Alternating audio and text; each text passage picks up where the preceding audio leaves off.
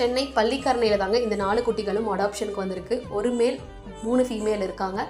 இதுக்கு முன்னாடியே நம்ம இவங்களுக்கு வீடியோ போட்டிருந்தேங்க. இப்போ வரைக்கும் எந்த அடாப்ஷன்ஸும் போகல. இப்போ திரும்பவும் போடுறதுக்கான ரீசன் என்னென்னு பார்த்தீங்கன்னா, அந்த குட்டிகளுக்கு அங்கே இருக்கிறதுக்கு சேஃப் இல்லைங்க.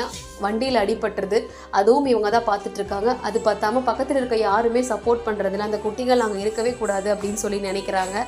இவர் சாப்பாடு வைக்கிறவரையும் டிஸ்டர்ப் பண்ணுறாங்க. சாப்பாடு வைக்க விடுறதுல நிறைய பிரச்சனைகள், நிறைய சண்டைகள். இது எல்லாத்தையும் தாண்டி நேற்று அந்த குட்டியை எடுத்து கிணத்துக்குள்ளேயும் போட்டிருக்காங்க. இவர் பார்த்து ரெஸ்கியூ பண்ணி இப்போ குட்டிகள் அவங்க வச்சுருக்காங்க. ரொம்ப நாள் அவங்க வீட்லேயும் வச்சுக்க முடியாது. ஸோ இந்த குட்டிகள் உயிர் பிழைக்கணும்னா நம்ம கண்டிப்பாக அடாப்ஷன் எடுத்து தாங்க ஆகணும். ஃபீமேல் குட்டின்னு யோசிக்காதீங்க, நம்ம கருத்தடை பண்ணிக்கலாங்க.